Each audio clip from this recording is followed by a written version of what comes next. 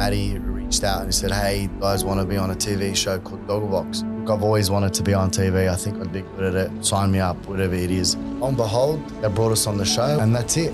The rest is history, and it changed my life forever. It was the hardest point in my life. I never took a day off for 2 years straight. I had people steal from me. I had a guy saying he's going to the toilet and never came back. I've experienced anything and everything you could ever think of when it came to running that business. I'm never, ever working a day again in construction or going back to uni ever again. And at that point, I was like, all right, what do I need to do to start this cafe? Who do I need to speak to? And that's when I buried my head into research. I took a step back to my ego and to my salary, from making so much money to making nothing for 2 years. But I knew that 10 years from now, I'll be where I want to be in everything I've ever prayed for and manifested. And it's come. Everything that I've prayed for, everything that I've manifested has played out. From the people in my life to everything that I've had, because I believe that if I continue on the course that I'm continuing on, it has to give. But I knew if I kept going, it's inevitable. It's gonna pay off. But you just gotta keep pushing through. Just quickly before we get started, guys, if you've been enjoying the podcast, can I please ask that you consider leaving a 5-star review and subscribing on whatever platform you've been listening. It really helps the podcast grow. All right, it's actually our first podcast back in Australia. So first home game for a while. I like to call these home games. We had some technical difficulties with the podcast in Europe, but we won't mention that, Joe. So this episode is someone I've been looking forward to speaking to for a while. You know, he's living the international life. We couldn't get him before we left, but we've got him now. Jad, he stitched me up, wouldn't tell me how to say his last name. I'm going to say Nehmetallah. How close? 99%. Fuck, I'll take 99%. Yeah, so Nehmetallah. See, I even put too much sauce on it to try and be too Western Sydney. You did good, man. I did all right. So the reason I want to have you on, a lot of people that know you will know you from Gogglebox, obviously. Yeah. Obviously, I know your work that you've done with you and some people I know. But when I looked into your heaps of research, you said you're coming in like completely empty slate, but I know a lot about you. Okay. But the thing that I really enjoyed and I kind of want to get out of you is like hearing your perspective, the way you view life and business, because I kind of want to get inside your head. We'll figure out your story. Yep. But for the people listening, the way you see opportunity, I think is really unique. And you have like a really, you just have a really positive view on life, and like you don't let the norm, tie you down. You don't conform to the normal life. Now, we're speaking off camera. Obviously, you're from Western Sydney as well. A big part of your story, I want to know, like, growing up in Western Sydney, obviously Lebanese background, how much did growing up in the area with like surrounded by so much, fucking like just so much culture and so much, drama at times, how much do you feel like that shaped you and everything you've gone on to become as a man now? Well, thanks for having me on. Oh, you're welcome. It's been an absolute, I would say, pleasure, because I've been looking forward to it. Nice, yeah. And to be honest, I am walking into here blind, but that's the way I like it. Not knowing anything, having an awesome man-to-man organic kind of chat, very natural. So I appreciate you boys having me on. For sure. Man, Western Sydney has shaped who I am today. Like growing up in the area, we call it the area. The area. Like what area? No, Punch the Bowl, area. The area. Punch Bowl has shaped who I am today. Yep. You're a product of your surroundings. That's what I believe. From everything from like your neighbors. Yep. We grew up with my uncle across the road, family, friends on either side of us. We knew everyone in the street. So, it felt safe. It felt like a community. My parents migrated from Lebanon to flee a war, and they came into a community. So like, the whole saying of borrowing, milk or salt from your neighbors, that was true. We had no fence line between our neighbors. We were always at each other's houses. My house was a halfway house like Central Station. People never kind of rang to come over. Our doors, front and back, were always open. So I feel like being around that community vibe and, obviously the food, the culture and the hustle mentality has had a lot to do with, who I am today. Yeah, that's where I wanted to get at. Like, where do you think was the moment you can pinpoint in your life? Obviously, I know your father's been a big influence with his work ethic and business influenced you, but thinking back to your childhood, like what moment or what was it? What experience, like, do you remember thinking back, like, the normal path isn't for me. I'm going to create my own life. You've clearly made a decision that you're going to make life as fun and enjoyable as possible. Do you remember when that seed started to grow into what has flourished today? I've always been very curious. And it's a good question, because growing up in Western Sydney at that time, I went to an all Lebanese school. Everyone around me was the same color hair. We believed in the same religion. It was a Catholic school. Everyone around me was Lebanese. I never kind of grew up with any friends outside of the Lebanese culture. And that's all we knew, and that's all I knew. So I think I was always very curious to see what else is there out there. Surely there's more to life. Surely there's more than just, getting into construction and getting married at, 20, 23, 24 years old and pumping kids by 26 or whatnot. And I was always like, nah, there's got to be more. There's got to be more. There has to be other things out there. And I was always very curious. I started jigging school, catching trains to like Bondi and Coogee, and it was mainly to see women, but, going around and exploring. And then I just felt, when I went to uni at 18, which only lasted a term or whatnot, I got a little bit of a taste for like, okay, there's more to than just punch bowl. And and then I got into nightclubs, and that was game over from there. Yeah, like we'll get into all that. I didn't fucking intro you properly because I was too worried about pronouncing your last name. But for those who don't know, obviously you've been on Gogglebox for 9 seasons now, maybe 10 by now, something like that. I don't know. I think even more than that, to be honest. Who knows how many seasons? Yeah. So you're a TV personality, you're a much loved personality in that world, but also like your business career and the way that you've progressed is really interesting to me. And we'll get into all that. Like you said, you spent a lot of your 20s in the nightlife, organizing events and promoting clubs and whatnot. But that uni experience, it's really funny. I lasted probably about the same as you. When you went there and you went to uni, talk to me about that experience, and when was the moment that you realized this ain't for me and I'm gonna leave? I say education and uni and TAFE, I call it as a toxic ex-girlfriend. Yes. It's like you keep going back to her, but she's not right for you. That was my experience with university and TAFE. She's a toxic ex-girlfriend. Like, I kept trying to go back thinking it was the right thing to do. And, she was the right one or whatnot. And then I clearly realized it's not for me. Like, I'm not the person to study. I can't really sit down and focus and study and put my mind, to studying and writing. And I was pretty good at school when I applied myself in subjects that I loved, as legal studies, business studies, commerce and whatnot. But I quickly realized, like, what am I studying for? Like, what's my purpose? Why am I here? What am I learning? And then I said, no, there's got to be more to life. And I just felt like at that point, I don't want to fucking go work for anyone, because I don't think I would last working for anyone. They'll probably fire me within the week. So I thought, like, I've just got to make something for myself from such a young age. And I just knew straight away.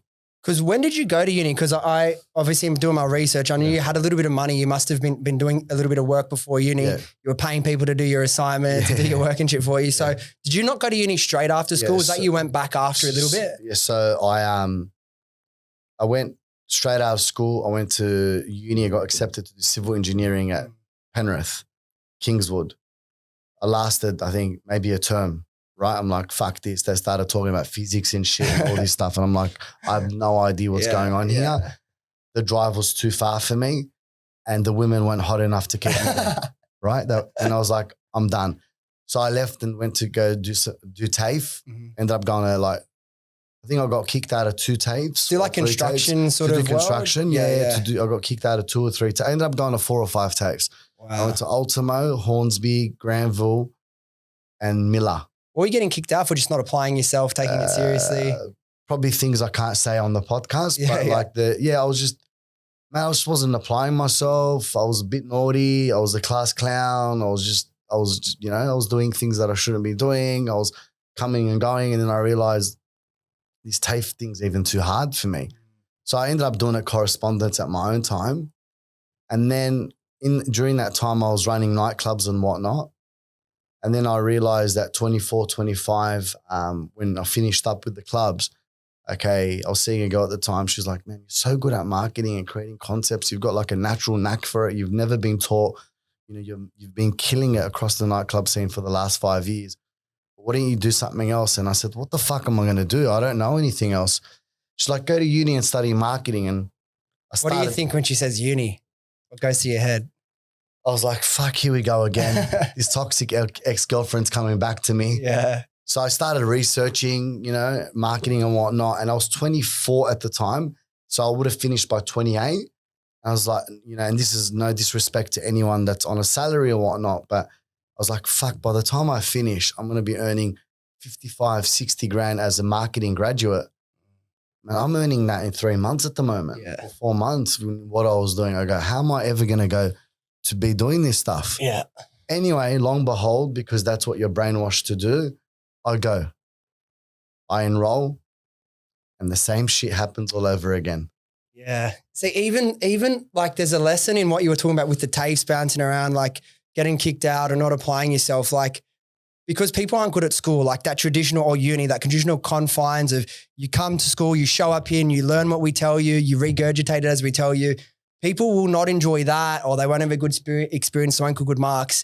And like society tries to like discard them, like, oh, you're useless, you won't become anyone. Yeah. But the fact that I cop that. yeah, but look at, I cop that from close family and friends, to be honest. yeah, well, what's it like in the Lebanese culture with like following like the construction or the uni or the trade? Like, is it pretty rigid a lot of the times with what the expectations are? Or back then, you're born into a trade and you're born into construction, or you're born into what your family kind of have already established. You know, I'm the eldest son of an immigrant who's come to Australia with nothing, has built an incredible business. So somewhat I feel the responsibility that I've got to take over this business, which I did, and I did it really well. But it reached a point where, imagine you're a father and you've got your 21-year-old son who's super ambitious. Sorry, one sec.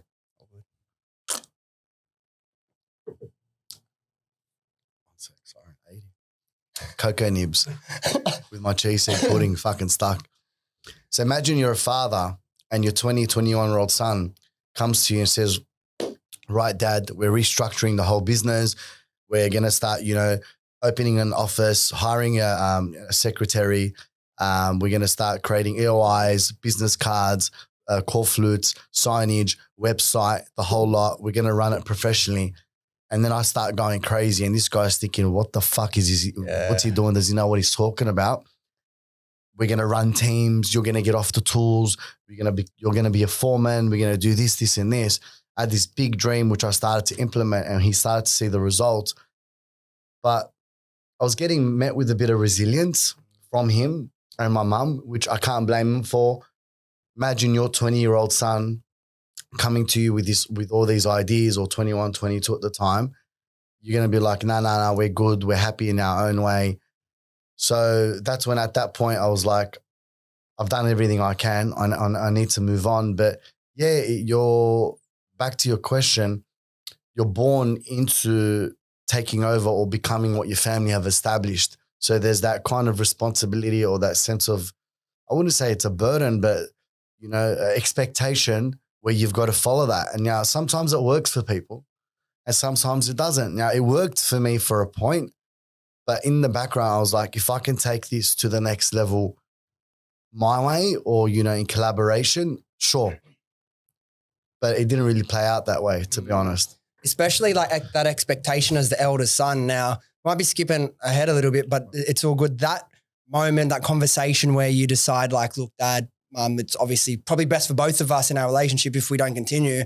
But having that expectation and coming from like a Lebanese family that worked so hard, sacrificed everything I imagine to get where we are today, to then be like, sorry, I'm all good. How does that play out? So they were always very supportive because, you know, they never really understood what I was doing. I think they thought at one stage I was dealing drugs because I was always spending time in nightclubs and doing all that stuff. They knew I was legit, and they knew, you know, I was a good kid. And then obviously I was still helping my father out in the construction business and still had a bit of my own clients while I was, you know, doing the clubs and doing the marketing at uni. And then it came to a point one day where an opportunity kind of presented itself as I was on the way to uni. I saw a site for a cafe that I'd known about. And then cut the story short, I met with the person, did a deal, not having worked in hospitality or ever drank coffee before, much coffee. And I remember coming home after uni one day and said to my mum and dad while they were sitting down, I think having a shisha or, you know, whatever, watching TV. And I said, I'm opening up a cafe and I'm never ever going to work in construction ever again. I'm sorry, but I'm done. I've left uni. I ghosted uni. That's it. And they all looked at me like, what do you mean? You're opening a what? I'm like, I'm opening a cafe. I don't know what I'm going to do. I don't know how I'm going to do it. I've got enough money to live for the next 6 months and to open up this place. I'm done. I'm never, ever working a day again in construction or going back to uni ever again. And that was that point. And you were certain at that point, like you knew you had the knowing internally to know that. I just knew that I had to do it. So I took 6 months off. I ghosted uni completely. They thought I was dead. They didn't know what happened Didn't sign to me. out or fucking whatever. Just ghosted completely. Completely ghosted. Don't even know if I have a hex there. Don't even know anything. And at that point, I was like, all right, what do I need to do to start this cafe? Who do I need to speak to? And that's when I buried my head into research. So you had, obviously you're very like entrepreneurial, just naturally your nature, but did you know, like you said you didn't even drink coffee, you weren't a massive, maybe, obviously food's a big part of your culture, so you would have been surrounded by that. But had you ever thought one day I'll open a restaurant, a bar, a cafe, anything like that in the years before? I've always been interested in hospitality, and coming from like the clubs background where it consisted of me creating concepts, coming up with ideas, execution. That's I had a natural knack for it. Like, and then I was like, okay, how do I translate that into more of a larger offering and when it comes to food? But the funny thing is, I remember like in my late 20s or just before I turned 30, when all this stuff started popping online, you know, because I lived through an era before pre-Facebook, we call it, right? About marketing and what you should do and promoting. And I'm like, fuck, I know all this stuff. I used to implement all this stuff, but I was never taught. So it was very strange. It was like a light bulb moment for me thinking, how do I know these things, or how did I implement these things when I was running my promotions and events company without ever being taught anything? Yeah. It was crazy how I, you know, came up with all this knowledge and ideas and stuff. I think I was actually born to do what I was doing, to be honest. So you weren't like a big reader, big poet, like you didn't, how did it all came naturally, you figuring it out on the fly? Well, back then, I don't read, to be honest. I never listened to podcasts, completely honest. Wasn't much research back then. We're talking, you know, 2008, 9, 10, 11, 12. There wasn't, you know, what there is right now, like courses and whatnot. Well, actually, no, the clubbing promoting days was from 2005. I just figured, okay, it was all psychology-based, intuition, to be honest. It was like human behavior, Human behavior, you know, what do we do? How do we pick a trend? How do we capture people? How do we get them into the venue? How do we create the best experience? How do we create, you know, FOMO? How do we create, you know, demand? How do we create the fear? You know, obviously I said FOMO, fear of missing out. How do we then follow up with that? You know, back then it was different. You know, now you capture data through a funnel, right? Mm-hmm. Back then I would hire 2-3 girls in a nightclub, pay them $20 an hour, cash, and they'd go around capturing everyone's data. Wow. Yeah, with a clipboard, a little light on it, and they'd go around capturing people's data. So there was, you know, flyering. I would do 50,000 flyers a week. You know, I would personally sometimes smash out 25,000 flyers myself, you know, walking 20, 30,000 steps a day. Wow. Just putting them on cars outside venues and whatnot. You had to be a lot more resourceful back in the day, right? Because it's not like, there's no clear game plan back then, you know? We're very fucking spoiled today. Anyone that says they can't make it or they don't have an opportunity today is a fucking lazy cunt. Yeah. You know, try and work in marketing back in the day, or try and get your product out or your service out back in the day. That's proper hustle. Today, you've got access to 5-6 social media apps. You've got, you know, courses, you've got mentors, you've got everything available for you. It's just comes down to if you want to do the fucking work or not.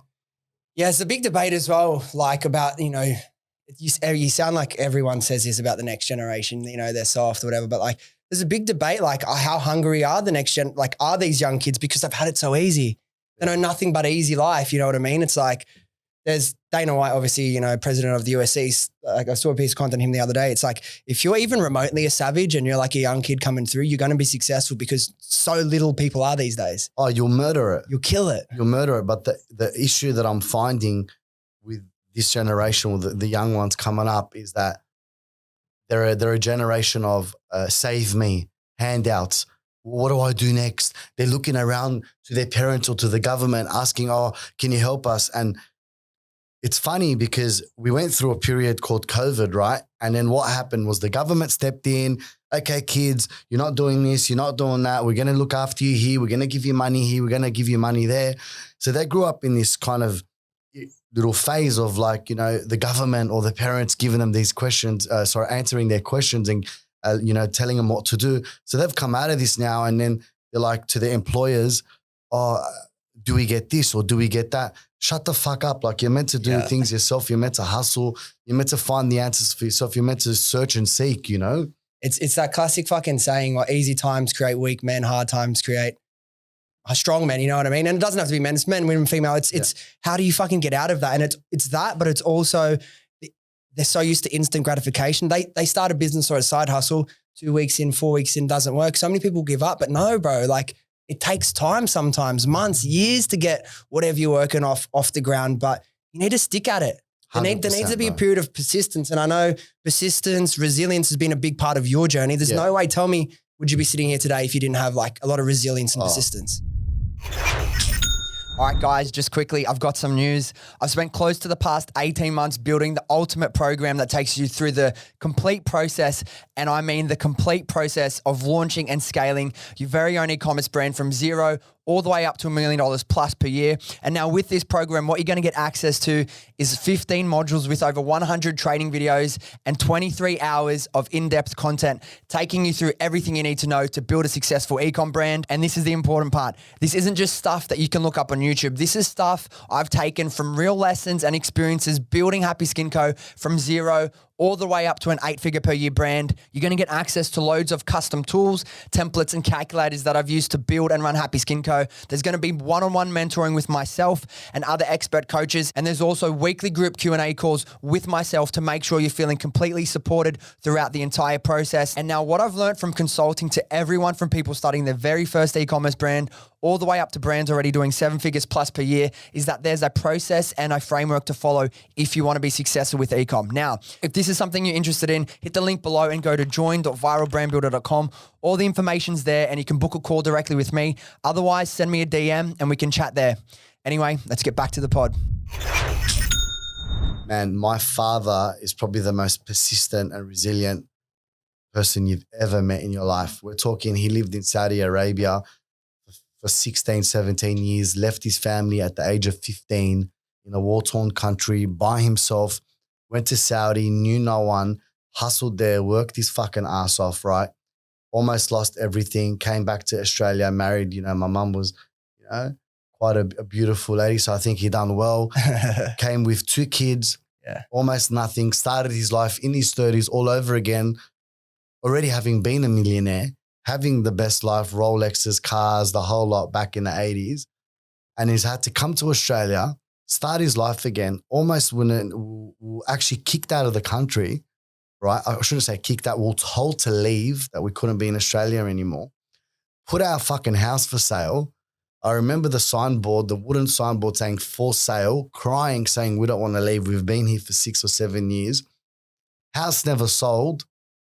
Parents took it as a sign from God, said, we got to keep fighting and keep going, right?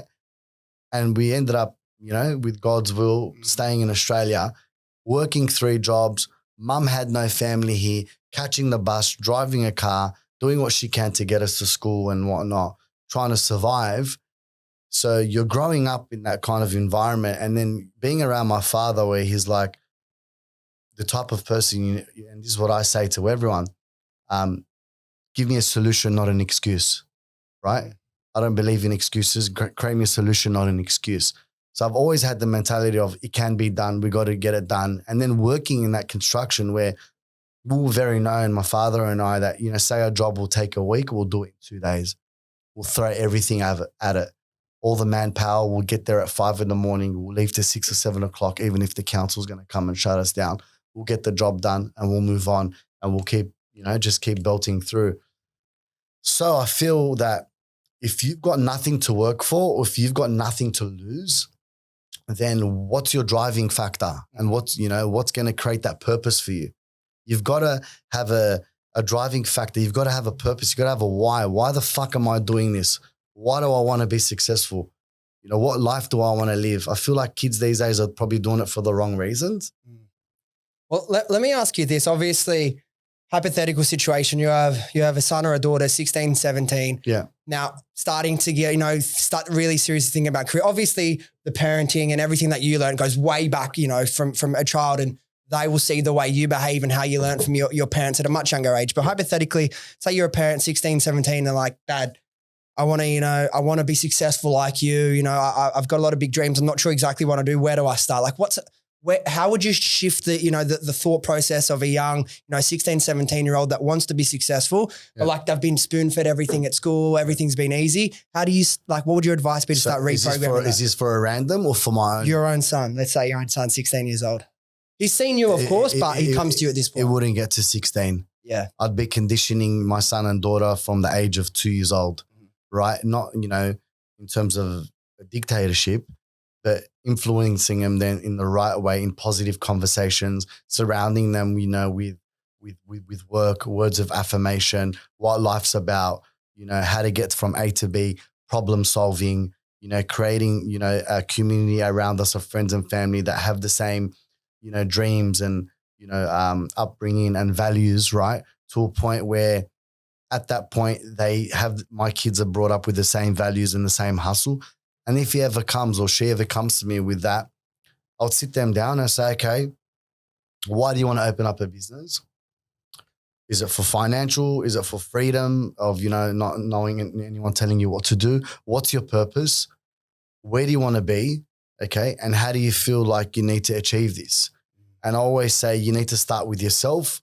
You need to focus on being resilient, training, having a clear mindset, eating the right food, having good friends around you, and knowing that you are going to have the most incredible times, but you're also going to have some dark times, and kind of just preparing them mentally for why and how, and, getting them to a point that when they do reach breaking point, they know that that's meant to happen. So they don't feel like they're alone, and just continuing having good conversation, I think. That's a good point as well, because I feel like particularly in like my main industry of like e-commerce, so many of these, 21-year-old life coaches, these gurus will paint the picture. Oh, you start an online business, click your fingers, you're going to make $1,000 profit a day. People aren't prepared for what the sacrifice is going to take. But the way to get through that is connecting it to the why. You spoke about purpose and figuring out why you're doing what you're doing. At what age did you feel like you started to develop your inner motivation, that drive to chase something for this greater good, this greater purpose? And what does that look like for you? I felt like from a young age, 18, 19, 20, I knew that I had to be someone and I wanted to be someone. For me, I was given no choice. I was in a different situation. I'm the eldest son of an immigrant. I had no choice but to fucking make it in life. I'm not going to be able to rely on my parents for a handout. We lived in a wolf pack kind of mentality where, you had to own a house by 24. You had to have a car by 21. You had to have all these things. Otherwise you looked like, you looked as a failure. So at that point I was like, I'm going to do whatever it takes. I'm going to work as hard as I can to make it in life. And don't get me wrong, I could be a lot further than where I am right now, but I've had the best fucking life. I've lived like a rock star. I've traveled all over the world. I've experienced things that you would never believe. I've taken time off work for as long as you can, think about. But I chose to live my life like that. I chose holding off getting married. I chose holding off, investing in different things because I also wanted to be fulfilled and have the absolute best life. Because I knew at one point there's going to, come to a point where I will get married, I will have kids, or I will, do the things that you're meant to do. So I don't feel like there's a right or wrong way to live your life. You just got to live it. Yeah. I'm the same, man, to tell you the truth. Like once you make a bit of money, it's easy to get the context around what's really important. Like I'd rather make enough money that I have my freedom. No one tells me what to do. But like I'm the same, man. I made a bit of money 5 years ago, let's say when we started the business. I could have been an absolute fucking nerd, worked 12 hours a day every day, not gone out, not had fun, not travel. But it's like for what? Like for what? I want to enjoy the process of life. Like we get one shot at this life in this fucking form. Why not make it as epic as possible? You know what I mean? Like 100%. I'm all for working hard and making your dreams come true, but I feel like some people do that to the point they don't actually live their fucking dreams. Man, 100%. Like there's times now where I reflect and I'm thinking, especially, you know, what COVID's done to us or my family getting older, my friends are getting older and, you know, getting on and having married, you know, getting married and having kids. And there's, you know, times where I reflect and I'm like, thank God I did all the things I did, because traveling in your 20s, in your late 20s, your 30s, your mid 30s, your late 30s, your 40s, it's all different. You know, anyone that says to you, you know, save your money. But traveling when you're fucking 60 is not the same when you're traveling when you're 20 or 30 or doing all these things that you're doing, you know, in your 20s and your 30s is very different. And all the times where, you know, the boys would say, let's hang out or let's play cards or let's go here, let's go there. And you couldn't be bothered. Now we're like, fuck, I wish I took every single opportunity. Because that doesn't happen anymore. It doesn't happen, man. Life gets on. People get in the way. Things happen. People, you know, pass away. Family gets sick. You know, you don't know what life presents you. You just don't know what life presents you. As long as you're being, you know, you're living, you know, within your means, and you know that tomorrow you'll be able to put food in your mouth and, you know, be able to sleep under a roof. Just go and live your fucking life. Yeah. And it's all personal, like you were saying, like whatever your ambitions are, the lifestyle you want, and like make it about, I feel when you're setting your goals and your vision for life, not just about how much money you make. That's a part of it, because that's going to be the fuel that allows you to live the life. But what does your life look like? You know, how do you spend your time? How much do you get to travel? Who do you spend your time with? Do you enjoy, maybe you've got a business, but do you enjoy the people you work with in your business? Is it stressing you out to the point you're fucking going gray and you're losing all your hair and you're fucking hating it? If the answer is yes, like for me, it's like, fuck, you sacrifice so much to be in business, to start a business. You should enjoy it more than anyone. Yeah. Well, a lot of people say they own a business, but do they really own a business or do they just have a job? Because having a job means that you're stuck in your business. Owning a business means that you don't need to be really involved in your business as much as, you know, you should be involved. You've set up this business that allows you to come and go whenever you want. And that's owning a business. And at that point when I realized, okay, do I actually own a fucking business or do I have a job? And I was like, I have a job. How do I own a business now? And I worked and I did everything I can. I set up infrastructures around me, people around me, invested in people around me to be able to have a business and enjoy my life freely. And sure, did I make less money? I did, but I do whatever the fuck I want and whenever I want. And that's the, you know, joys of owning a business. Yeah. It's like, do you own your business or does your business own you? Exactly.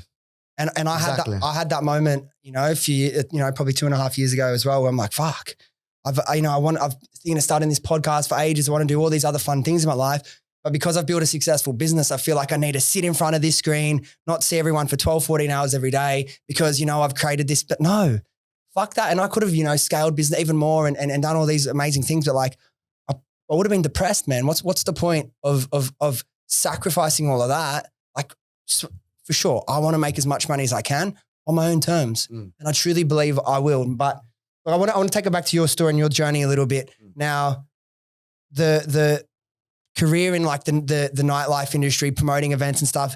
Talk to me about how that starts. How do you fall into that? I imagine you're, you know, late teens at that point. So I ran like a couple of under 18 parties when I was younger. Like Pulse and shit. What were they called back in the day? Man, I can't remember, but I've done a few at a few community halls and church halls, and I used to attend all of them. Yeah. Right. And I ended up running a couple of parties on my own, and they were pretty good. And I remember when I was 18, I was walking in the city and I bumped into this dude, and I'm like, you know, he gave me a flyer. I'm like, what's this about? He goes, oh, come into my club right now. And I went in and I checked it out. It was pretty good. It was all right. I'm like, well, what's this about? He goes, do you want to be a promoter? I'm like, what's being a promoter? And he said, give out flyers, create a guest list, get as many people as your name on their guest list, and I'll pay you $3 a person that comes in under your guest list. I was like, sweet. And I did it and I started killing it. And then after, I think 2 months, I said to the guy, literally not even, I think 2 or 3 months, I said to the guy, hey, fuck this, I'm going to do this on my own. He goes, what do you mean? I go, bro, I just think I can have a crack for it. So I remember once I was on a date with this girl, and at the time it was called World Square or Equilibrium. It's, you know, where World Square is at the moment. It used to be like a 2 or 3 level club. Yeah. And I said, let's go up to this bar, and I bumped into a guy. His name's Raul. Shout out to Raul. He knows who he is. Funny story because it's become a full circle. And he's like, $25 to get in. And I looked at him and I said, I'm not fucking paying $25 to get in. He goes, why? I go, because I do what you do and I don't feel like I want to pay. I go, but if you want to do something together, let me know. And he looked at me and he's like, all right, go in, have fun. And we ended up catching up, right? Yeah. And we ended up running a night on a long weekend.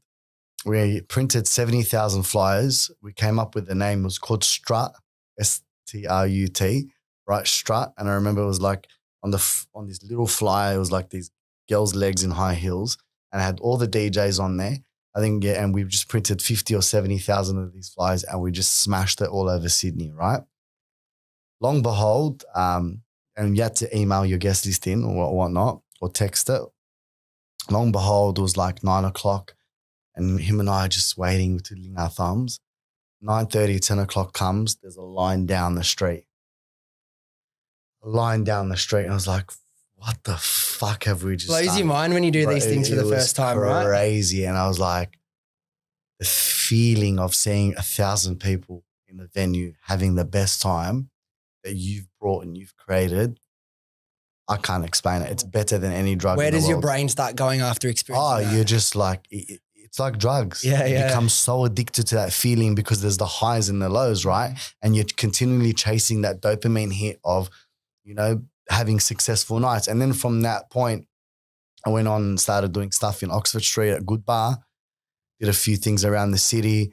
And then I moved into stuff in the Cross, turned the Lincoln from a restaurant into a nightclub.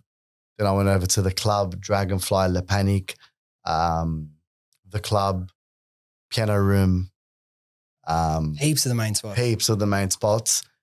And I was just throwing parties, you know, had a weekly party, had monthly parties, had, you know, secret parties just all over kind of Sydney. So what period were you in the Cross? Because I want to ask you about that, because it's really sad that these next generation of like kids don't get to experience the Cross like in its full glory. And like, yeah, there were seedy parts of it, whatever. But like from when I was like 18 to like 21, 22, I was probably 21. I was probably at the Cross almost twice a week, like Friday, Saturday, almost every time. And then I was kind of getting over it a bit when the lockout law, you know, came in and started ruining it. But talk to me about what it used to be like in the glory days. Okay, so the first time I ever experienced the Cross, I think was in 2004 or 5 or maybe 6, where there were no ethnic people in the Cross. I'm talking like it was very clean, very good looking white people, right? And I remember my mate and I snuck into a nightclub. We walked in early. We realized that's how desperate we were to get in. We get there at the nightclub at fucking 9 o'clock. First people in. The cleaners are there. Yeah. We look, I see the stamp. I don't want to say which nightclub. I took the stamp, stamped myself and my friends, ended up selling the stamp to people to get in. We got in. I love it. I don't think we got busted, but we got in, but we never came back, right? We said one time, one night, and it was the hottest club at the Cross at the time, and we had the most incredible time. Fast forward 2 years later, came back to the Cross, still very, you know, it was incredible. The crowd was beautiful. People went out to have a good time. People went out, you know, to catch up with their friends. You could go out to the Cross on your own and you would be safe. You would have the most incredible time. You would make new friends and you'd come back with, you know, incredible memories. And it was the glory days. I would say from 2005 to 2009 or 2004 to 2009 were the glory days of the Cross, or maybe early 2010. Yeah. Past 2010, it was done. But I've got a conspiracy theory on why it kind of did collapse. Why? You want to hear it? I love this shit. Dude, I used to go out and the whole area, I got into 2010. Yeah. So I got like a couple years where it was still good before it fully 2012 it fully died. Yeah. But like, bro, it's like the whole area was a theme park for adults. Yeah. Lines everywhere, Yeah. fucking shit It was going crazy. on. Crazy.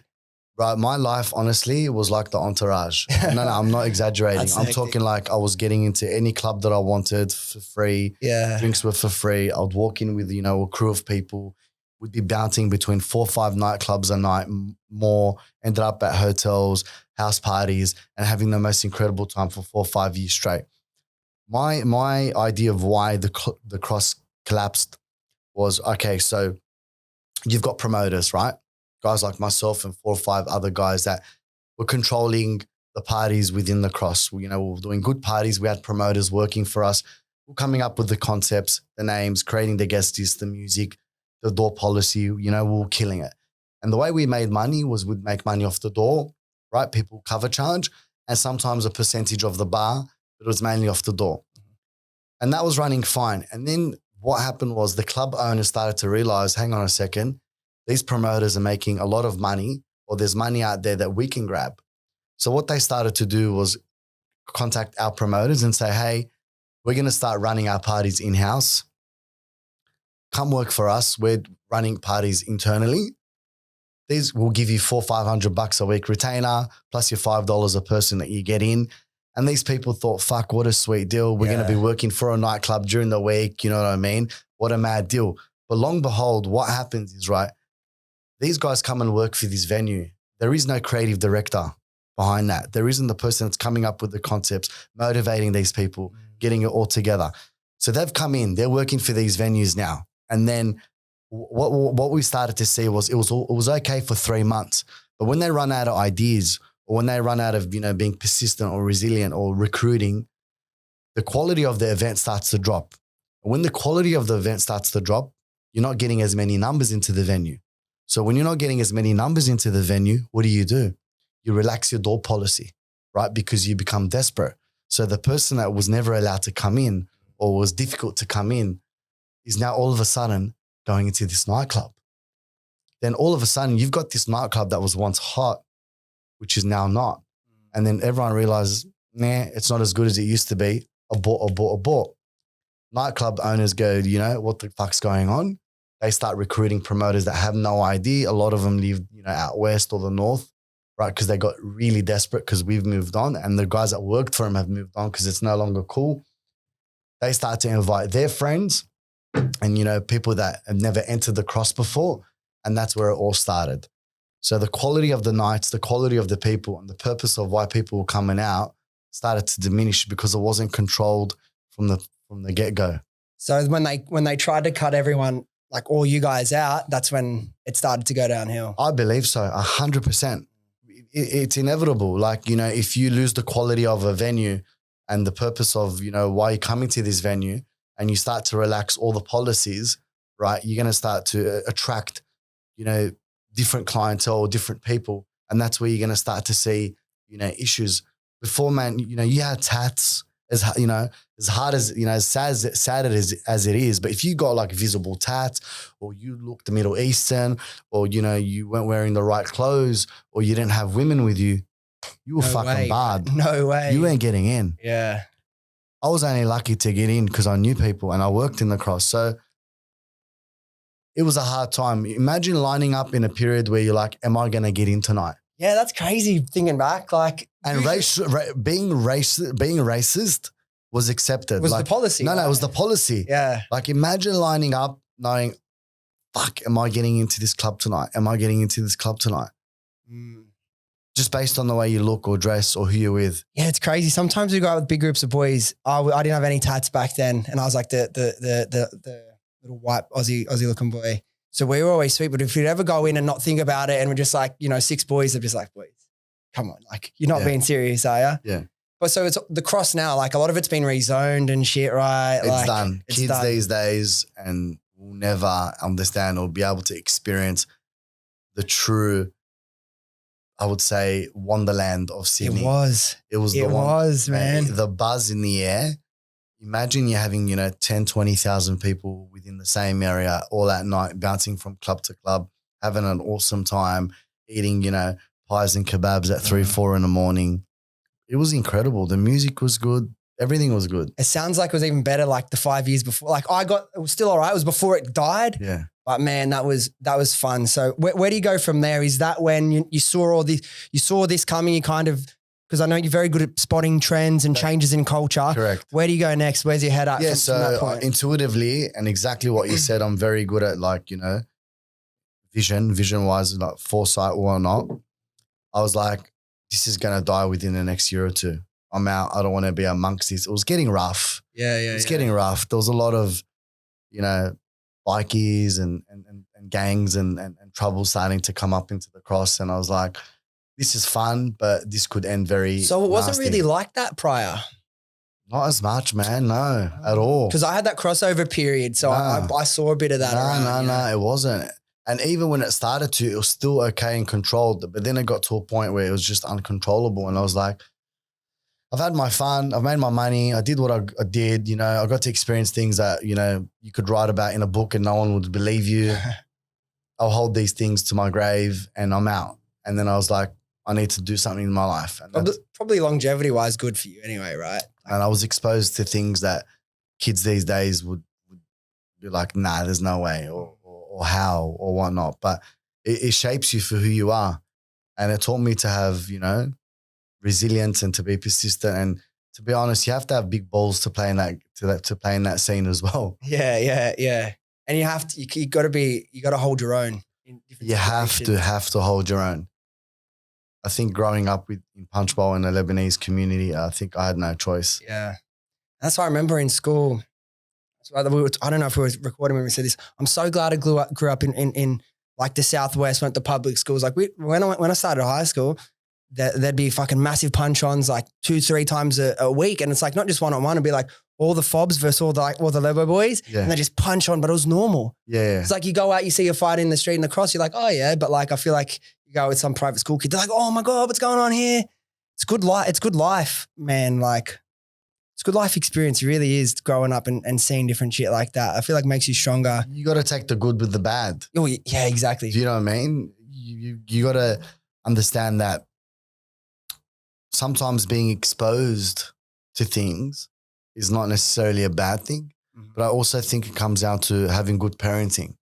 Yeah. Right. I was very lucky and blessed to have very good foundations, and education through my parents, and through, their values and their morals and everything, would revert back to, karma and religion and, doing the right thing. And to be honest, my mum's a saint. My father's a saint. They had a strong grip on me for as long as they could. If it wasn't for them, I could have easily took it too far. Took it way too far. But to be honest as well, I think it's just me naturally, but like, cause I know I go back and speak my old high school, usually about once a year, talk to the kids because like, I'm just naturally, I only look at the positives or I mainly look at the positives because like, what's the point of thinking of the negatives growing up the way I did? Like, it's not going to serve me, but like, there's definitely ways that it did hinder me. Like I didn't know about business until, 23, 24. I didn't know about the possibilities. I didn't have any friends or any friends' parents that had their own businesses. So it's like there are negatives there, but if you're one of the kids in that situation, don't worry about that. Focus on the fucking positives. You have more control and more of a say in your own life and what you do with your future than you may be led to believe when you're growing up in the area, But that's why you're successful because you weren't spoon fed. You were curious and you wanted to find out more and do things more for yourself. Sometimes giving the answer is not necessarily the right thing. 100%. Sometimes going out and trying to find the answer is what's going to, get you to where you need to be. Yeah, I realized that I went to Casula High, and then I went to a Catholic school for a bit, but I was like, very, like I get in trouble for my tie wasn't tied right. Like could see I had earrings, even though they're out, like all this stuff. But like they drive you, they make you study, they make you do this so much. And then you get out to the real world and no one's doing that. Like in Casula High, like they'd say your assignments due, your homework, whatever. Yeah. No one fucking holds your hand and forces you to do shit. You do it because you want to do it because, you've got some motivation long-term to put the work in. But moving past the cross and the nightlife, where do you go? You spot that trend. You're like, I don't want to be involved in that. It's going to end. You've got the vision. So what's next? Is that where you get into hospitality? Yeah. So I go and open up the first little espresso bar called Jad's Place. Pretty much it was just a little box on a plan, had no seating. I signed the lease, I cracked the deal, took 6 months off, opened up this espresso bar. Mate, I was cooking falafels at home, falafel, I should say, at home. Falafel, that's it. Yui doesn't let us say it the wrong way. I was cooking falafel at home with my mum, baking trays and trays and trays of schnitzel. And what I realized was, okay, it was in Burwood, and I looked around me back in 2010 or 11, and I'm like, okay, what's missing? Got a beautiful new building. You got, government tenancies. What's missing around here? You got corporates all around you. I'm like, what's missing is specialty coffee, artisan bread, great gourmet sandwiches, and pastries. You still had your old school go and make your sandwich on your tip-top bread and choose what you want, and you had your lavata, nothing got to do against lavata. Yeah, press your button. Right? Yeah, whatever, like your old coffee style. I said, I'm going to introduce something fun, something fresh, something real, like, tailored, be more expensive than everyone, but deliver very good quality.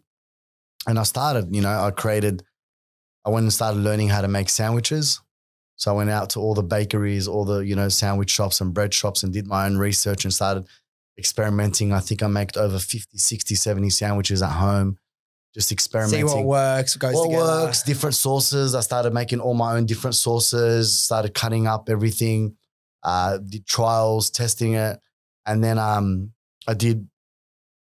so I started doing that. And then I approached the coffee company, Campos at the time, and I said, this is my idea. I was 24 or 25. They go, you've never worked, you've never owned. I go, no. They took a risk in me. They were a very big coffee brand at the time. They were a massive draw card. They only had, I think, one other flag further away from me. And that was, I'll go, okay, I need draw cards here. Campos is the draw card. Yeah. Plus, Lux bread. So I started to collaborate with big, well-known brands within the city in the east and bring them to the inner west, Burwood. So, and I did it. I had good specialty coffee, great sandwiches, great pastries. And man, I did 10 days work experience at a cafe for free. I walked into a random cafe.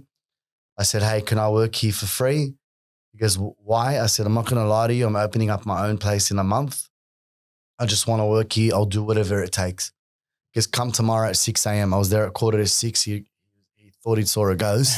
Didn't know that I would rock up, and I did everything, did a crash course, pretty much learned everything I needed to do. And then it was just me and a barista, man. I did all the sandwiches. I would get there at 3 or 4 in the morning. I'd make all the sandwiches. He'd make the coffees. But then there was a time where if he called in sick, I was stuck on my own. I'd have to come in at 2 a.m., make all the sandwiches, try and make coffees while I'm putting sandwiches on. Serving people.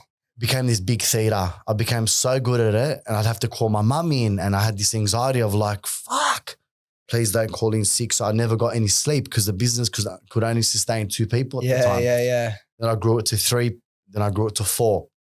And this little shoebox of 9 square meters. And we ended up pumping, and I ended up having it for 9 years, but it was the hardest point in my life. Yeah. Like I'm talking, I never took a day off for 2 years straight.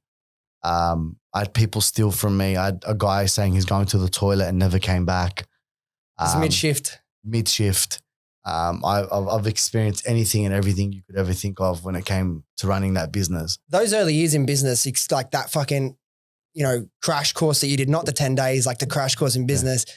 Have you, because I feel like I'm only like, 5-6 years into business properly. Yeah. But like all that drama that you had to deal with makes everything easier that you have to deal with now. It puts things into context, and you get used to dealing with pressure and problems and overcoming this stuff. Well, I to be honest, I know myself. I only work well under pressure, right? Like I only work well under pressure. That's just how I'm built.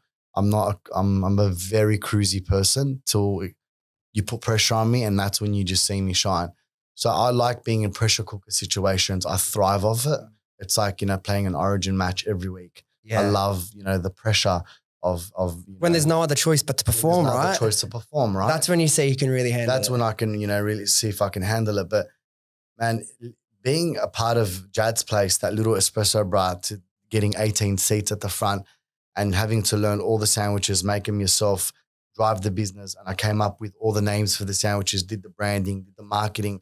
And I turned this little spot, ended up, making best top sandwiches, in Daily Telegraph and whatnot. And I turned this little espresso bar into this spot where everyone wanted to come and hang out, and corporates, and it got to a point where it was that busy, the building started to complain, and I had to put a dividing wall up That's hectic. to try and usher people into the foyer to be able to get in, right?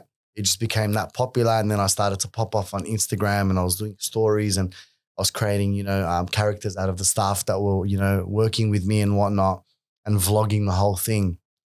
And then from there, I opened up the picnic. So I went from 12 or 18 seats to 100. Big from jump. four staff to 25 or 30. And that was a fucking crazy story in itself. Before we get into the picnic and that big jump, looking back that like 9 years with Jad's place, what's like the most important lesson you took out of that chapter? Don't be confined by what you've got around you to determine your success, right? Or don't be confined of, what your tools are, or don't be confined of the tools and resources you have to determine your success. I was working within 9 or 10 square meters, right? I could only sustain 1 or 2 staff, but it didn't stop me. I was paying the strata manager guy whose office was behind me, right? With food and cash to be able to store stuff in there. I was, doing catering at home and taking on catering gigs for all corporate companies and, doing them at home and bringing them in. I wasn't confined to being like, okay, sorry, I can only do what I can do within my own space. I learned that you have to look outside of your space and create, opportunity from what you have. From the outside, people didn't think it was just a tiny space. I was taking on anything and everything I can, and I said yes to everything, whatever it was. So that's the biggest lesson I learned. It doesn't matter how big or how small your business is. It's down to you and how much you want it to be able to create more opportunity for yourself. I love that, because it can seem like if you're just living within the 4 walls of, what normal people look and see, and this is why I want to talk to you, the way you see opportunity, it's like, it might seem like there's restrictions, but if you just think outside the box a little bit, you'll be able to identify new ways to grow, new ways to do things that if you're just playing, the cookie cutter approach, showing up, doing everything the same each day, it will limit you to grow. Now, another thing that was interesting about what you just said is, that 10 days going to work for some random cafe to kind of get a bit of a crash course in running it.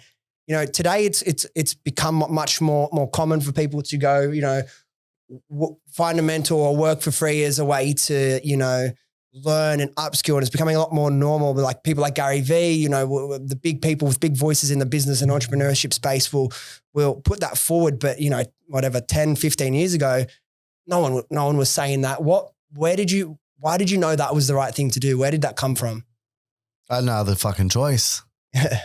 Necessity. I didn't know anything. I obviously watched a lot of YouTube, sat at cafes for days and hours watching people, recording them, taking notes, taking photos, looking into like their cool rooms or looking into behind the bar and taking notes, writing things down, going up to baristas and people and saying, oh, can you show me? Can you teach me? And then I just thought, okay, intuitively, I was like, I need more. I need to understand more. And it was the biggest blessing in disguise. I'm so grateful for that opportunity to do the 10 days because it really set me up in order for me to continue. Obviously, I had to learn along the way and do things. And that's the thing. I was learning along the way. Like, you got to understand, I walked into an industry with zero experience. I'd never worked in this industry before. So I had to learn on my own accord. I had to learn with my own money. I had to learn with my own mistakes. I had to learn with my own risk. And that's why it's probably taken me longer than I expected, but I did it, in my own way, on my own terms. With that, and I think learning from your mistakes, particularly when it's your first business, is so important. Is there, maybe there's nothing that comes to mind, but is there a mistake or a lesson from that first 9 years at Jad's place that stands out that you're like, fuck, I'm glad I learned that and I won't make that mistake again? Fuck, that's a tough one. Just trying to think of some mistakes that I've made. Let me think of a mistake that I really would have done. Don't trust people too much. Really draw the line when it comes to employees and friendship. Because as sad as it is, it's a dog-eat-dog world and people are searching for opportunity. And all the good that you've done and all the good that you've implemented, it's sad, and I hate to say this, especially publicly, you know, situations may occur in people's lives which causes them to act differently or behave differently, and they'll go out and they'll turn their backs on you. I had a feeling. So you have to draw the line.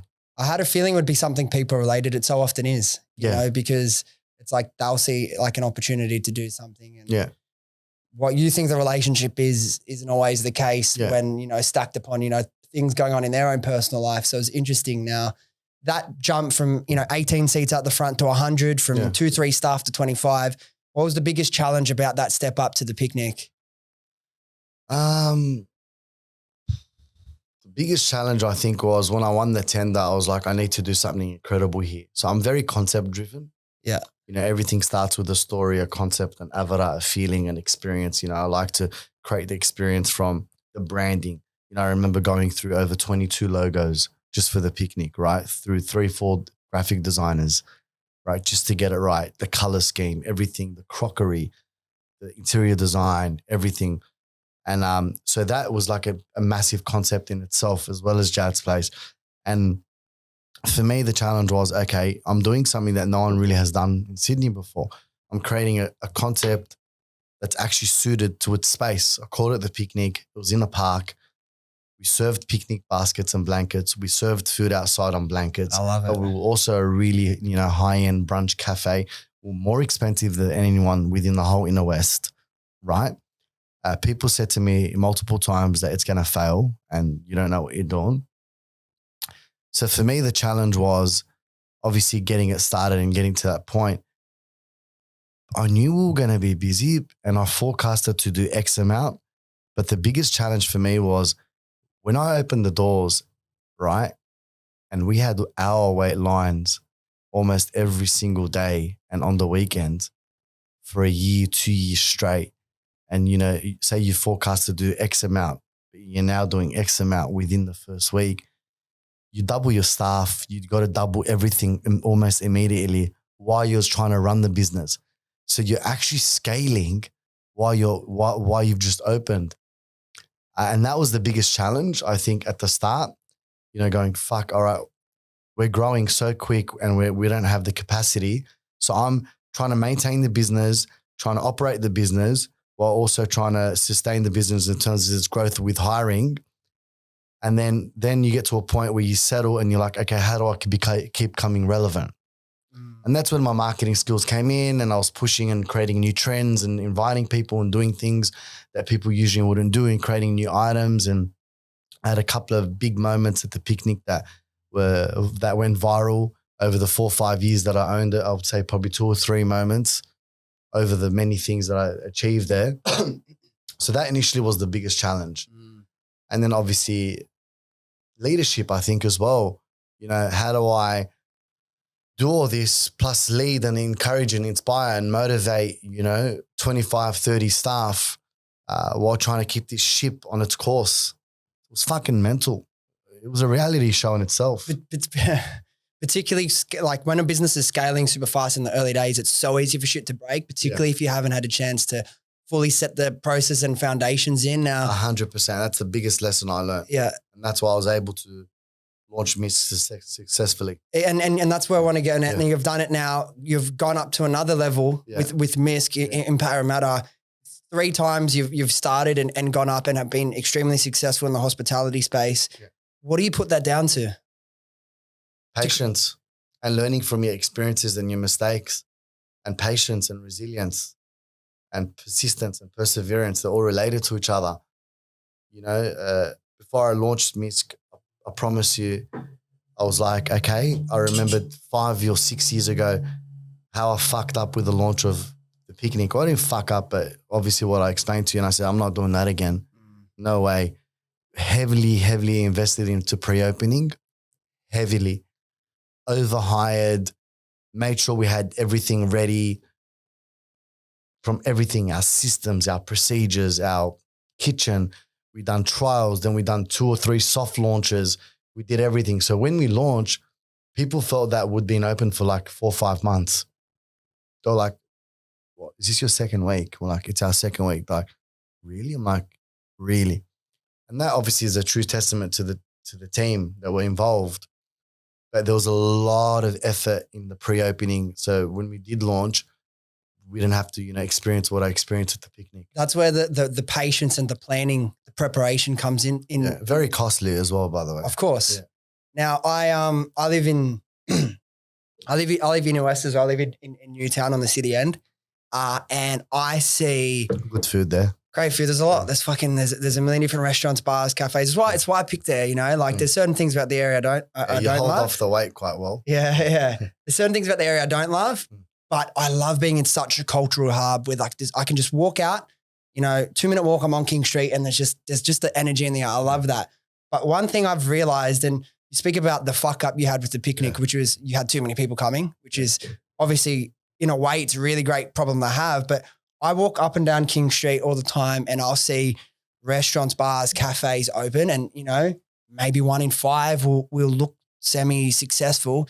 The amount of places that I see open up and it breaks my heart, man, knowing what it's like to be in business and people, particularly when it's like the opening a shop like that, you put investment in time, fit outs. Your whole life. And there's just no one coming in, man. It breaks my heart. And I feel like, obviously I'm experiencing business. I'd love to be able to help them.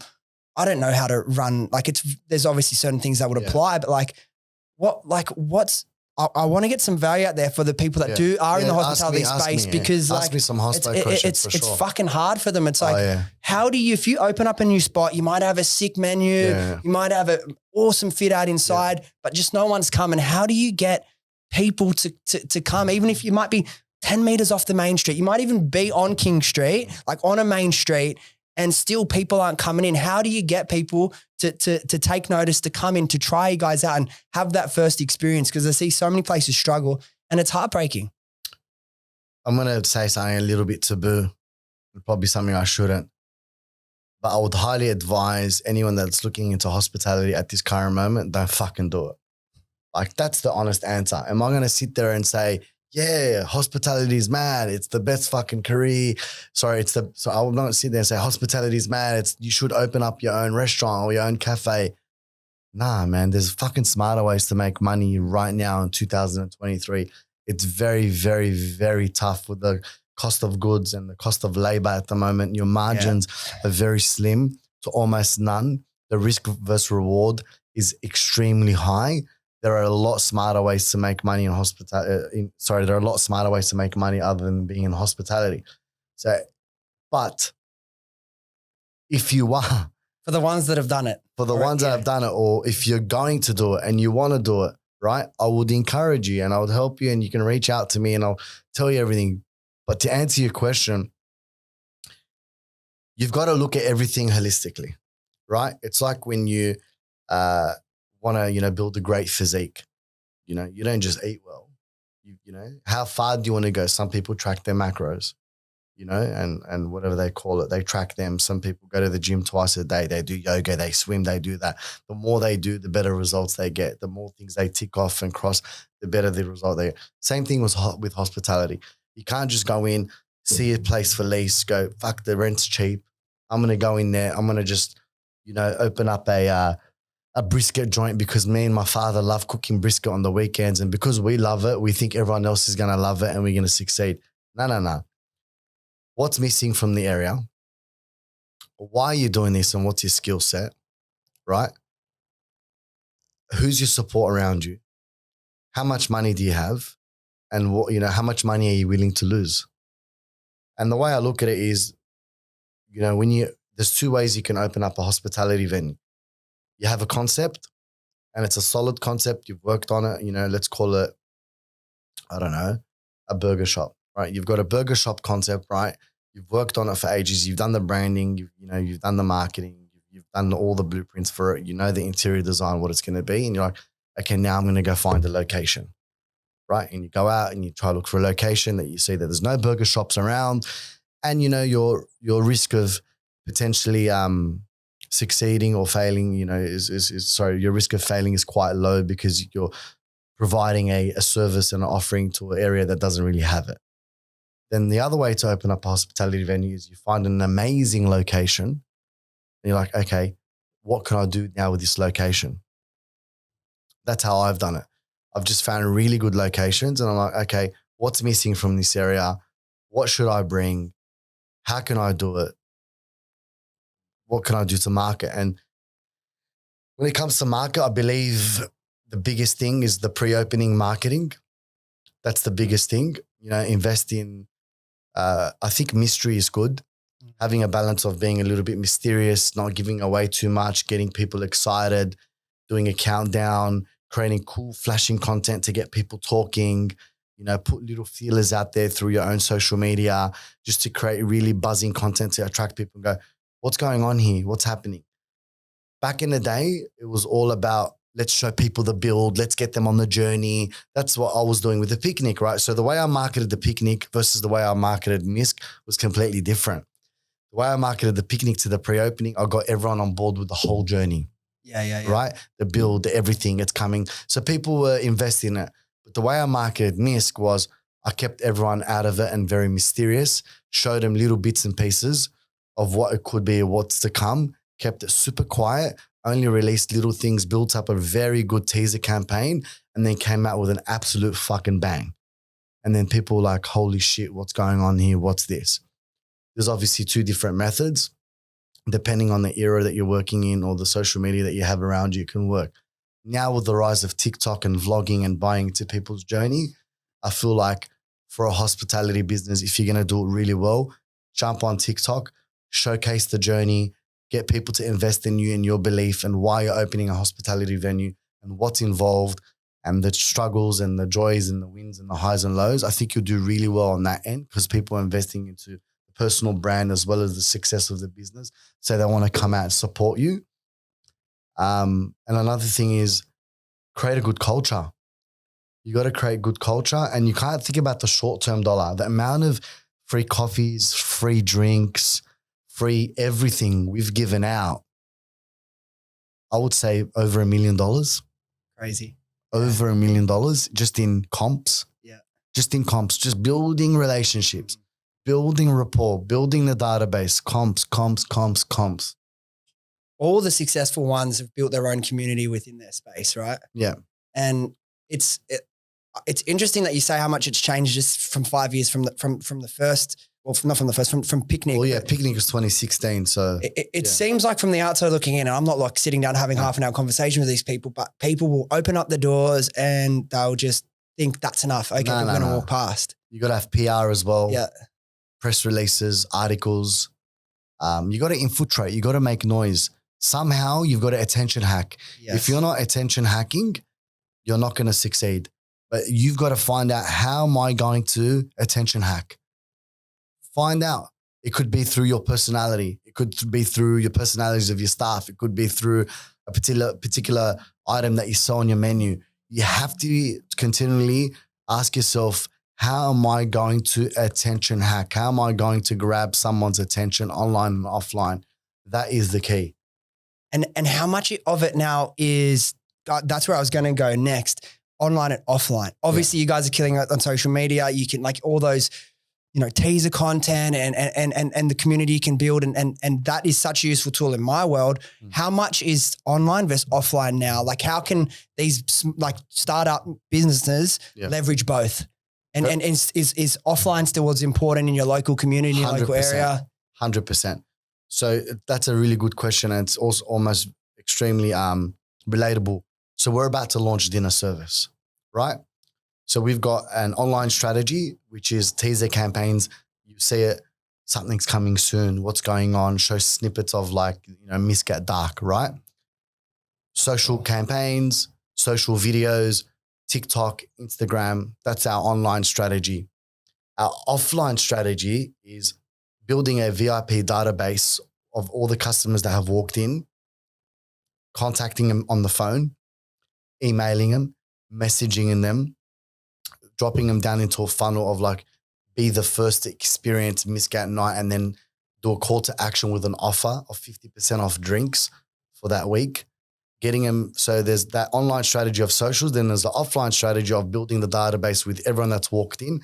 So what we've got is we've created a little plastic, I would say, or Perspex VIP card with a QR code, and we give it to people who we think that's had a really good time. We go, scan this, you'll be the first to enter our VIP list. They put their details on, they're on our VIP list. That goes through it's called Up Viral. That goes through a funnel.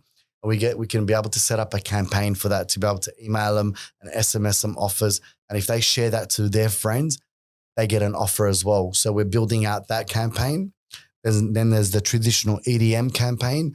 And then there's obviously through the communications on the floor of day to day, building up that hype. Dinners are coming soon. We're about to have a mad time. Get ready. Give me your details. I'll jot you on. Bring your family and friends. So it's holistic. It's not just a let's rely on social media approach. No fucking way. Yeah.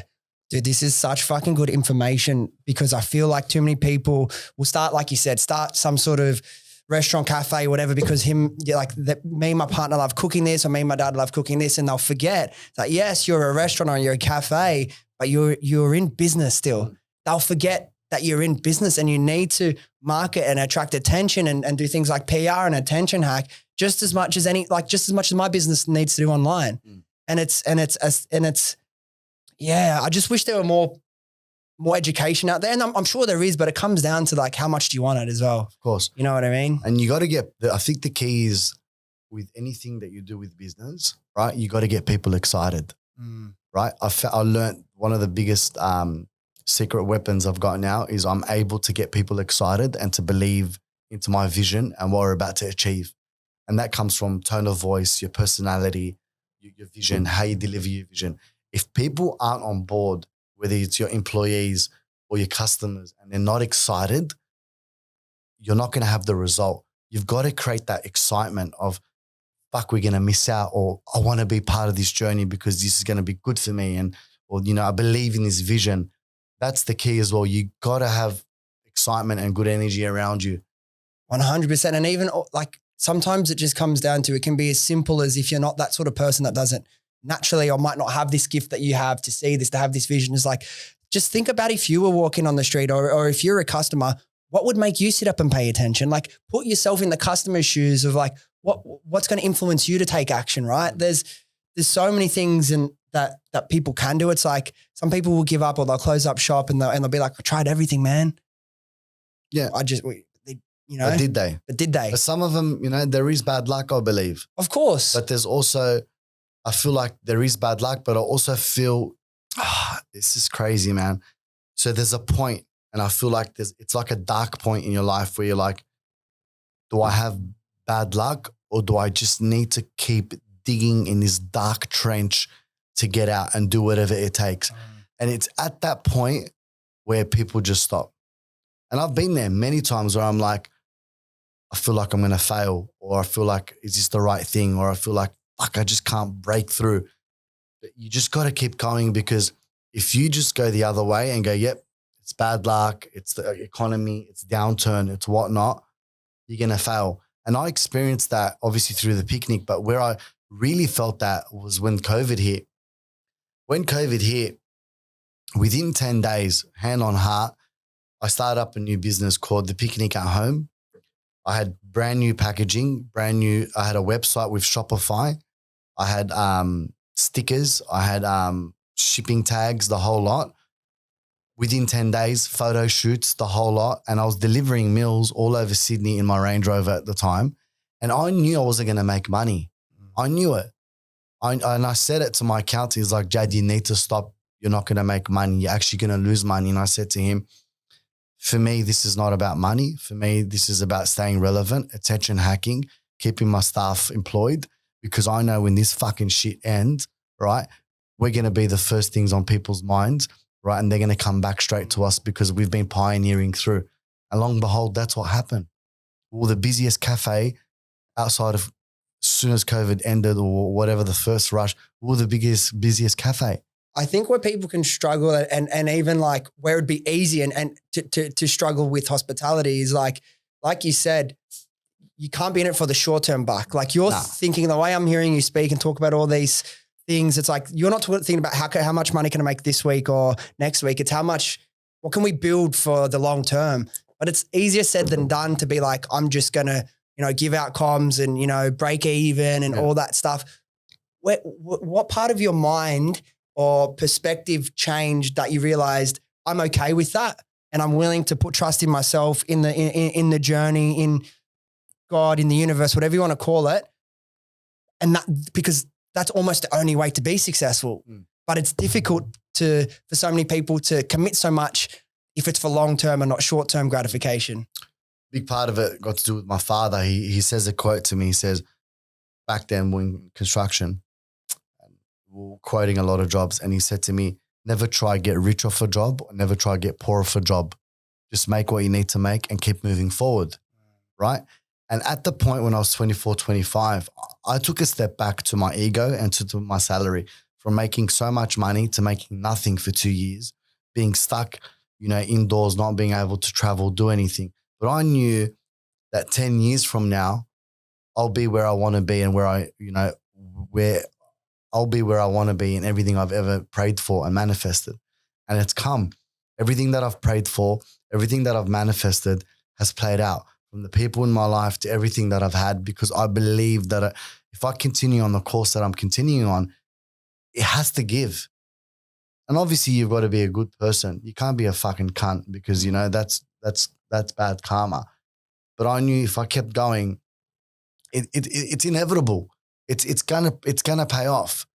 But you just got to keep pushing through. And there's a lot of freedom in that as well, because with life, with business, whatever, there's ups and downs for everyone all the time. If you're going with the emotions of every up and down, it's going to burn you out so quickly. It's when you can finally put trust in the process and develop a belief and a knowing that you'll get where you want to go, and the challenges and the problems are in your life for a reason. They're there to push you in the right direction. It might not seem like something that's good right now, but if you truly do have the belief that it's pushing me where I need to go, and I'm going to continue to be a good person and not rip people off. And if you can do that, in my experience, and it sounds like your experience, what you realize is things do tend to figure themselves out if you can stick to it. It's when you are easily distracted, easily brought down, you give up easily, that this whole journey of life, and in particular business, because it heightens everything so much, becomes too much to handle. Yeah. It's my thoughts. Anyway, I want to move on. We can't talk about Jad and your story without talking about Gogglebox, obviously, right? Yeah. Talk to me about how all that happened. Is it something you planned? Did it pop up out of nowhere? So back in the day, Maddie and all the boys were in a group chat, and Maddie reached out and he said, hey, do you guys want to be on a TV show called Gogglebox? I think half of us ignored it and go, what's Gogglebox? What's this about? And at the time we were very busy. Like, nah, we're all good. I don't know. Nah. And then Maddie reached out again, and I'm like, all right, look, I've always wanted to be on TV. I think I'd be good at it. Sign me up, whatever it is. He comes back to me and says, Jad, I think they want a trio. Would you do it, you and I and Sarah? I said, yeah, whatever. Now, hand on heart, promise you, at this point, I still didn't know what Gogglebox was. I didn't even research it. I didn't even look at it. I was that busy. I was just in my own lane, doing my own thing. I just launched the picnic. I was traveling and whatnot. I had no idea. So Matty calls me and he said, come to my house tomorrow for an audition. I said, what do you mean? Because we're doing a fucking audition through Skype. Come to my house. It wasn't even through Zoom, it was through Skype. That's how long ago it was. I said, all right. I get ready the next day. I go get a fresh fade. I go buy some clothes, not knowing what this is about. And I'll get to Maddie's house early. He goes, it's at 6. I get there at 5:15. Never liked me. I was very late. I'm always late. I was late to this podcast, right? Yeah, so, you said, don't worry, he's always late. Yeah, I'm always late. I'm similar, to be honest. It's a Lebo thing, yeah. If I'm 5-10 minutes late, I'm on time. I'm on time, you know what I mean? So I get there early and I start YouTubing and Googling Gogglebox, what is Gogglebox? And I watch a few clips and I'm like, nah, this is not for me.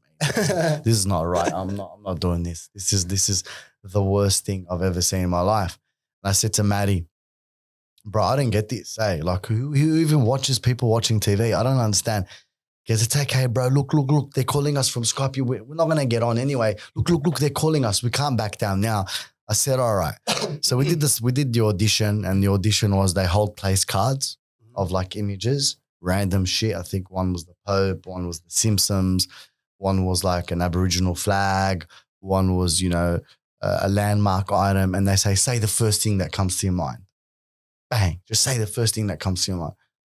I'm not fucking shy of saying what comes to my mind, regardless of anything. And Maddie and Sarah are the same. And we just spitballing. I said, we'll get back to you in 2 weeks. They got back to us in a week, said we're going to do a live audition now at the house. And at that point, I said to Maddie, I'm going overseas to Ibiza. I was traveling hard that year. I was having the best year of my life. Lost weight, went all over the world, went to Brazil, Mykonos, Lebanon, Europe. I was living it, right? I'm going to Ibiza. So he tells him, look, Jad, going to Ibiza. Tell him to stay, Yeah, tell him we need an answer because I'm leaving. Like, I'm going. That's it. Long and behold, they brought us on the show. We thought it was for an episode. We're sitting in a boardroom with our contracts and they're like, no, you got to do 10 episodes or 9 at the time. And Maddie and I and Sarah look at each other and go, fuck, we're fucked now, eh? Like, and You're in it, yeah. We're in it. And then we set pillars. You know, I set a pillar as well. I said, you know, if I'm going to be on this show, I need to set some pillars. I do a lot of this in every part of my life. I set pillars back to the purpose and the why. I said, okay, these are the pillars of why I'm going to be on the show. Number one, I want to make sure that the ethnic community is painted in a positive light, right? Number two, got to make sure that I always give back. Just give back in whatever way it is. And that's what I do now, you know.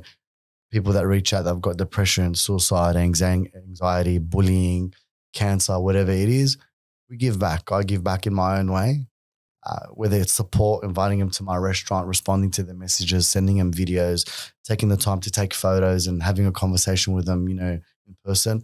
We've got to give back. And the third thing is have fun. And as long as them 3 pillars are always met or until they kick us off the show, then we'll be on. So, and that's it. The rest is history, and it changed my life forever. Yeah. Did it turn out to be what you expected or so much more? So much more, but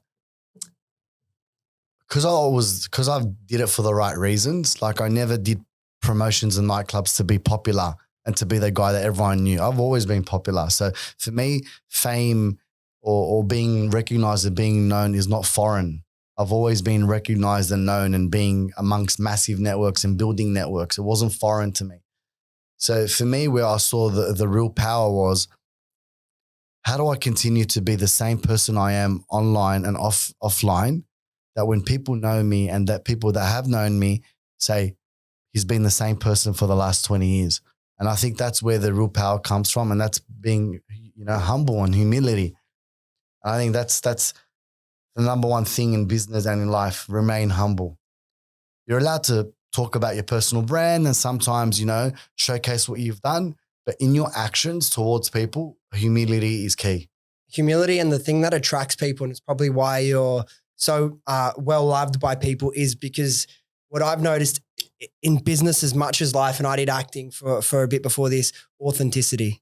Yeah. If you can truly show up as yourself 100% and not dim your light or your quirks, your weirdnesses, what makes you 100%, and you don't care what other people think, 9 times out of 10, people are going to fucking love you for it, or they won't like you for it, but that's fine. You're not meant to be everyone's cup of tea. But that authenticity is what is your superpower. No one can try and be Jad. If you try and be like, all right, I'm on TV, I'm going to try and be this character, people will either see through it or be like, I can't connect to that because it's not real. But that like down to earth, humble authenticity is your superpower. I truly believe in every facet of life. Thanks, bro. I appreciate it. I can see that in you as well. You've got to, like, there is so much bullshit out there. People aren't stupid anymore. Yeah. You know, there's so much fluff online, you know, and also you have a responsibility, believe it or not. You know, I have a responsibility that because I'm on TV and I have a platform, that I have to somewhat be real, because anyways, I always am, but also for the future of society. Yes. You know, you've got kids that look up to you. You know, you've got kids that might mimic the words you say or the actions or where you go and what you do. You know, people use this word like I'm an influencer, right? Who and what are you influencing? What, selling a fucking product and getting money because you're doing a post, right? I feel like a true and real influence is influencing people in the correct way, especially the younger kids and our future generation. That's being an influencer, influencing people to behave and think in the right way and to be able to touch people in the right way. That's what I believe a true influencer is. It's not about selling products. You know, anyone can sell a product. It's about, have you influenced society to become better? And that's my purpose too, is while I'm doing this, how can I influence the younger generation or people that are going through what they're going through to get out of, you know, what they've been through, or to become better, or to find the light. And I think that's where real success comes from. I think particularly important as well in 2023, the world we live in now, you know what I mean, to have positive role models speaking their truth to the next generation, because it's so easy for people with the media, with social media, to be controlled and to be steered down the wrong path. And it does take, you know, a bit of balls, or, you know, for lack of a better word, to stand up and stick to your values when it's not easy, you know what I mean? So I think it's going to be continue to be extremely important. Now, I have to ask, is there any downside to being on TV, to being a public figure, that you've had to deal with hate, whatever it may be? 95% of the time, it's always been extremely positive it's also because of the format of the show. The shows are very lighthearted, fun, general population, you know, having a laugh kind of show. It doesn't really expose you to much negativity, you know, in all credit of the show. But you're going to get, you know, the one or two people that might have something to say or to comment on. But I just ignore, or, you know, recently I just respond to them in a very sarcastic way publicly. But all in all, it's been extremely positive.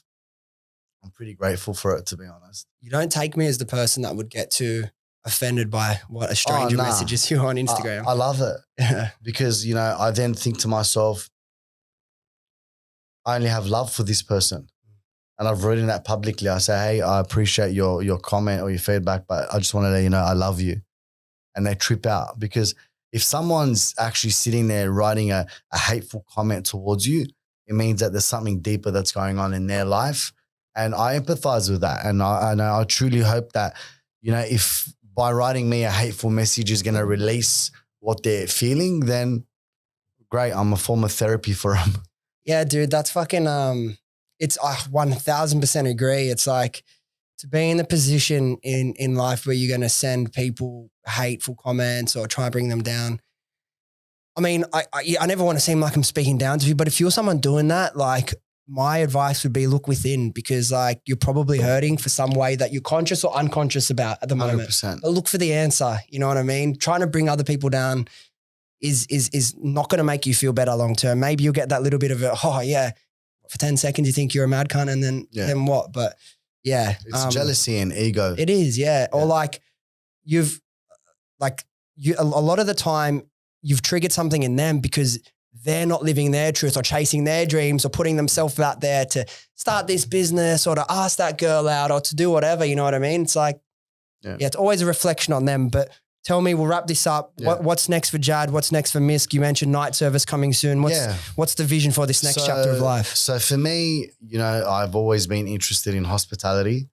So, you know, obviously we're looking at expanding, you know, the hospitality arm within Misc and outside of Misc, you know, in terms of maybe a bar in Sydney. Yeah. I am looking at potentially going over to Saudi towards the end of the year. I heard that's popping off. So I just want to see what that's about. Again, I mentioned my father lived there for 16, 17 years, and I happened to be born there because he was living there for business. So I kind of am drawn back to see what that's about. I imagine it's a different world now than when he was there though. Exactly. And believe it or not, I'm very interested and keen on heading towards the e-commerce space. Beautiful. Such as yourself and Nui. Yeah. I feel that naturally I'm building towards you know, a network that I can be able to provide value to and sell something to my network and use my marketing skills and my journey to be able to push something that I can just make money while I'm sleeping, you know, the cliche saying. Yeah. And I'm excited by that. I do a lot of my own research when it comes to e-com. I've got you as a mentor. For sure. Well, you didn't know that, but now you do. Fucking beautiful. Right? So I've got you as a mentor now. But I'll tell you, I'm super keen on it, man. In terms of all that, I've done so much research in terms of funnels and marketing and capturing and blah, blah, blah, and cost per lead and acquisition. And I'll tell you, e-com with one of the most important, so the funnels and shit is probably number 2, right? Yeah. But you've got the biggest skill already and you've done it multiple times, and it's probably even going to be easier to do it online because people are taking action online. It's generating hype. It's attention hacking. If you can do that and get people to take action in the physical world, you're going to have a lot of success doing it in the digital world. So I'm sure you'll be successful. If we can help in any way, fucking the door's always open. There's one condition. I've left my arms like this today. Yeah, there we go. Right. We'll hook him up with the fucking goods. Look at him. Like this on purpose today. We're going to get Yui to pull out like a little razor or a clipper just to give him, and then we're going to zap it. I'll tell you what, you've got night service coming soon. We're going to zap it with some happy skin. We've got something that's coming up new that no one knows about yet. That's a bit of an innovation in the game as well. So we'll fucking. I'm Lebanese, so I'm a very good test. Test dummy, 100%. If it works on me, which I'm sure it does, it's going to work on anyone. But I've heard good things. I'm going to keep it in my car and just keep zapping myself every time I see a new hair that comes out. Beautiful. Just don't go anywhere near my eyebrows. No, I could never do that to you. Don't want to you're on TV, can't damage the moneymaker, you know what I mean? Look at this, it's all lined up. It's perfect. It's perfect. Same thing with Yui. Mate, I think you're a little bit better groomed than Yui, to be honest. I've seen if he wears a lower cut shirt, you know, he's not as groomed, but we'll sort him out as well. Done. And where's the best place for people to find you on Misc online or in person? Jad Funk on Insta, Jad Funk on TikTok, Misc Parramatta, MISC Parramatta on both TikTok and Instagram. Where are you guys in Para? Inside Parramatta Park. Oh, awesome. You're going to come to our night service. Fucking oath we will. We'll take the boys and we'll come out. Yeah, we're going to have a good time. We'll have a laugh. For sure.